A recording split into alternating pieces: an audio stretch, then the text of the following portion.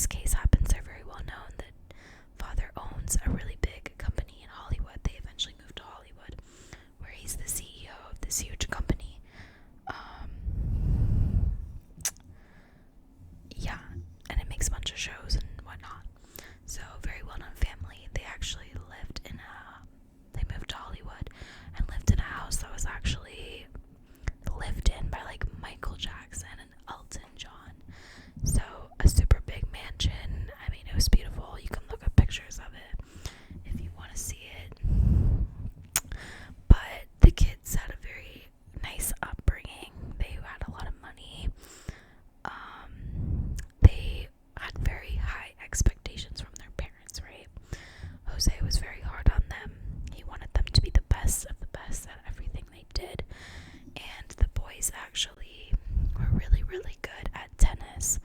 They did a lot of tennis together. That was like their thing.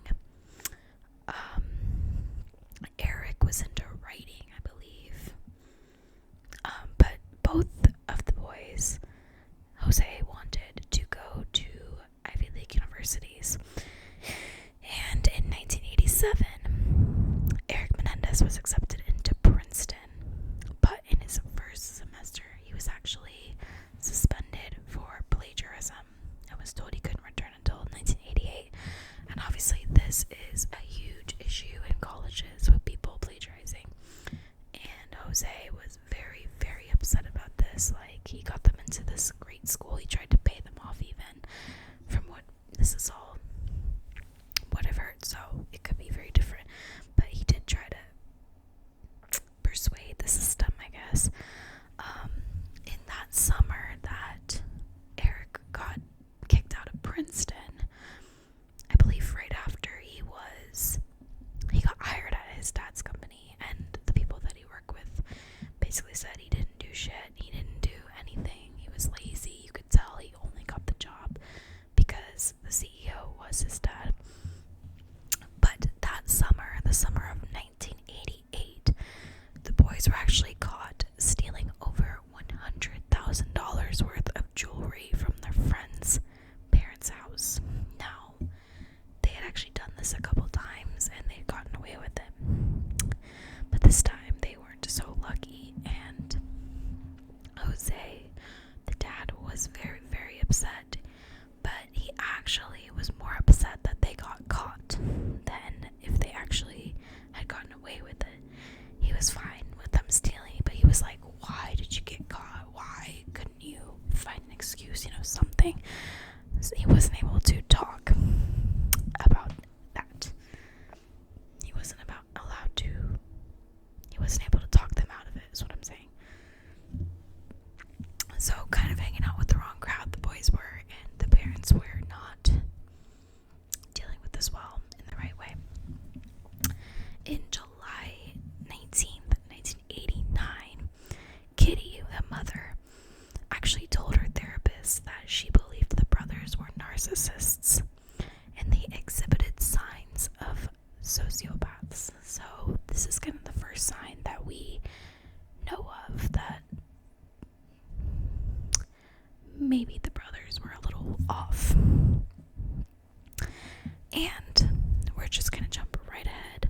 On August 20th, 1989, Kitty and Jose Menendez were killed by their sons, Lyle and Eric. And so what the story is that Lyle and Eric actually broke into their parents' den. The plan was for Lyle to shoot his dad and Eric to shoot his mom. So Lyle shoots his dad, but Eric kind of hesitates, and Kitty actually makes a kind of an escape, and she almost gets away. She gets shot in the leg, but she's on the ground, and she's just kind of, trying to escape still, and then Lyle eventually shoots her and kills her. So this is very, very concerning. The boys did call the cops, and they kind of, on the phone, you can actually listen to the recording of it. They seem very, very traumatized by getting home and seeing their parents brutally murdered, blood everywhere. Not a pretty scene.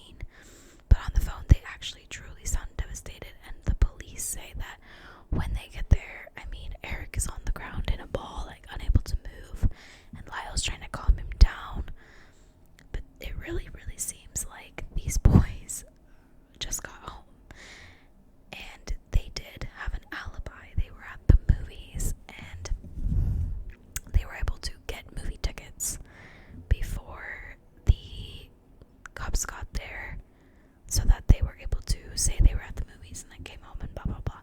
They get this whole backstory about how they were not home. So crazy is that the cops didn't even test or I don't know if they were cops or investigators, one of the two, did not even check the boys for gunshot residue, which is normally a procedure they do for any crime scene, because they truly, truly believe the boys were not capable of this. This is not what happened. But they didn't check them for gunshot residue. They assumed this was more of like a mob that did this to them because of something where they shot Kitty's knee. I guess that might be a sign of a mob. I'm not sure the whole reasoning for it, but they originally thought mob, and so the boys thought, some random person came and killed their parents. They were well-known people.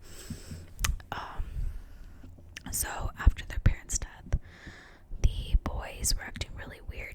They were out spending all of their parents' money, and the dad had a $5 million life insurance policy, which is a lot of money.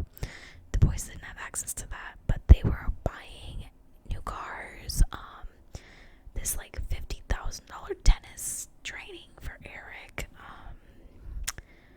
They bought a restaurant. I think it was a buffalo wing restaurant. I mean, it was crazy. They were just spending so much money right off the bat, and the police did find that weird, investigators.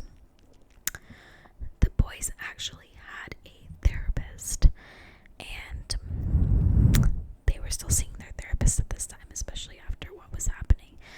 Now, on October 31st of 1989, Eric confesses this crime to his therapist in his session. He confessed to his therapist about the murders.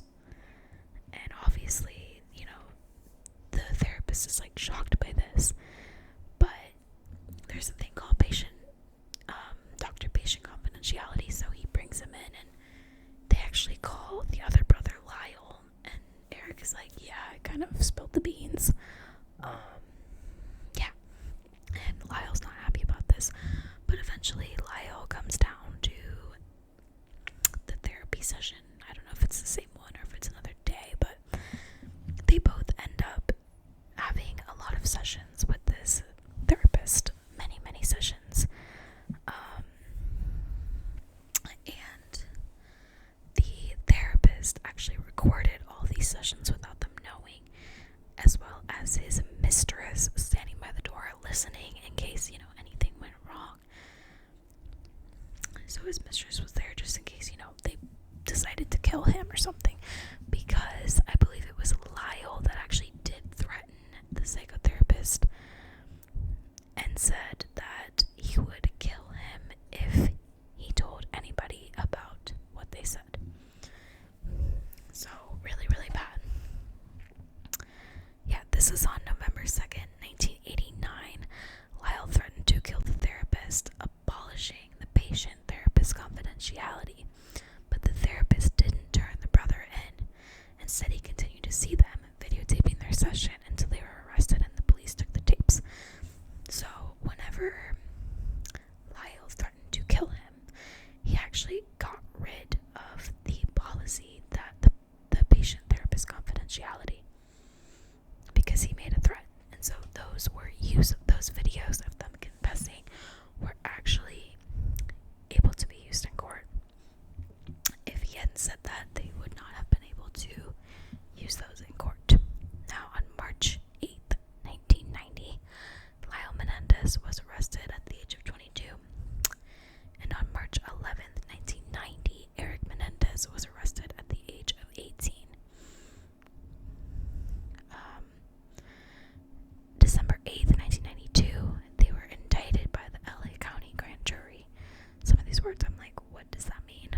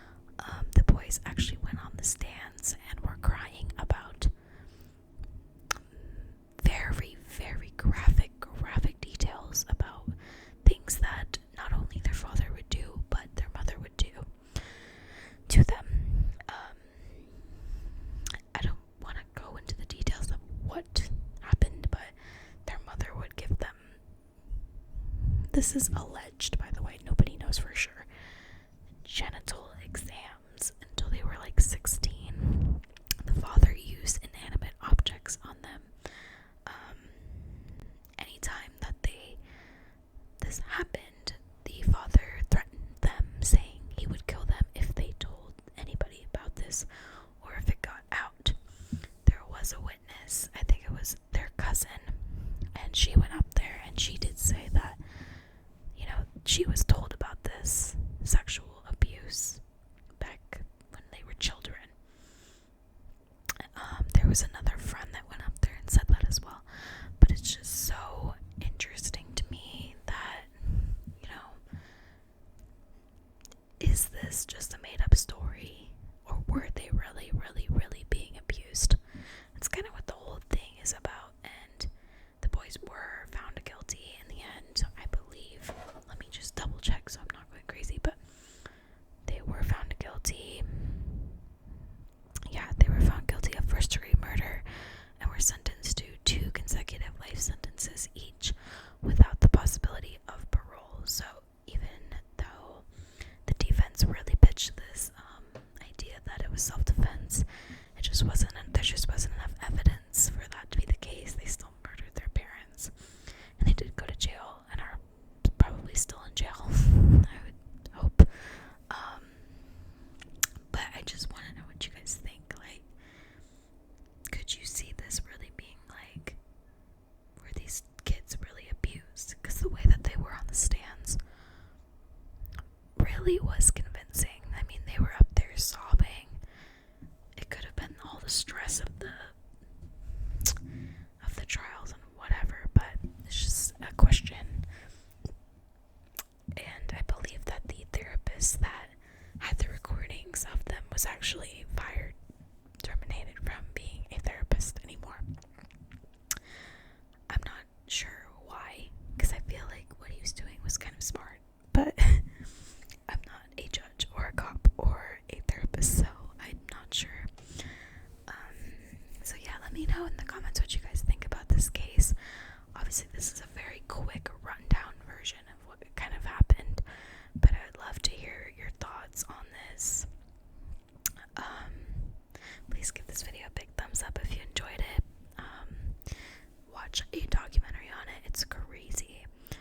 I can't do an hour-long video because I'll forget everything I'm saying, but comment my video ideas down below. As always, we did do a stream today on Twitch and yesterday, so if you're not already on my Twitch, I really, really hope you come join us because it's really fun. I get to talk to you guys, and I did some tarot readings today.